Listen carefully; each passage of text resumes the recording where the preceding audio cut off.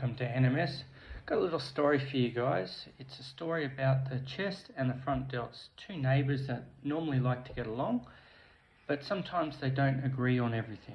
Okay, so chest will have its horizontal flexion, and the shoulders will help out with that horizontal flexion for bench press and dumbbell presses and all sorts of different pressing movements. Okay, and then the shoulders will have its overhead presses, and so they're pretty happy. The chest doesn't do anything for the shoulders too much on the overhead presses, unless of course the elbows are in front, in which case the shoulders will do a little bit of work to help out. But when it comes to the upper chest, this seems to be the disputed territory. Okay, and these two neighbours tend to fight over this disputed territory. Now the shoulders, they do more of a vertical flexion, whereas the chest does more of a horizontal flexion. But the upper pec is more of a in-between. It will actually bring the arms across the body like this. Now, when we do that sort of movement, the shoulders and the chest like to do it because it's really about a 45-degree angle, and let's face it, it's somewhere between horizontal and vertical flexion, and sometimes the shoulders do more of it, sometimes the chest does more of it.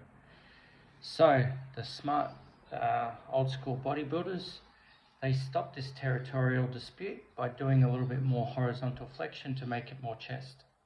Okay, but in recent times, okay, that territorial dispute has now come back up again because the new age science-based, I've read one article on how to train chest, so I know how to train chest perfectly, come along and they say, no, I'm going to do horizontal flexion only for my sternal pec, and I'm going to do vertical flexion, I'm going to do that for my upper pec.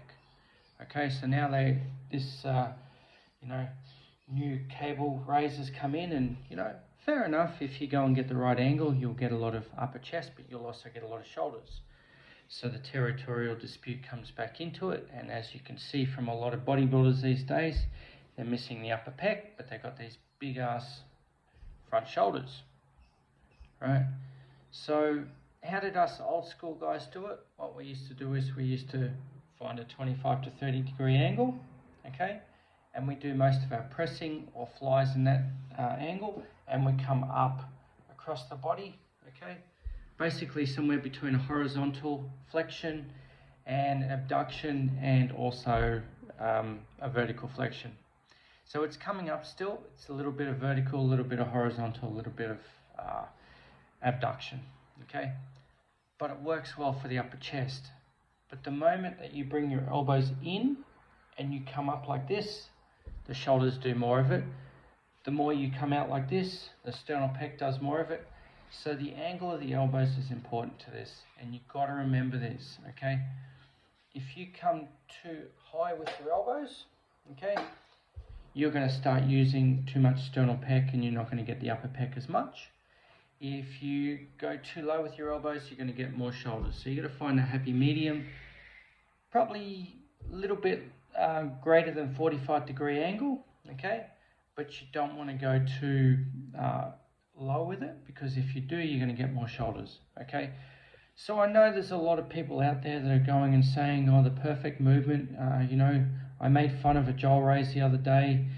But in all honesty, guys, the reason that we do find sort of happy mediums for exercises is because we know that, when two body parts do a similar movement, you've got to find the right movement for the right body part, and that means you have to make a little bit of an allowance for one over the other so that both actually get the work that they need to do.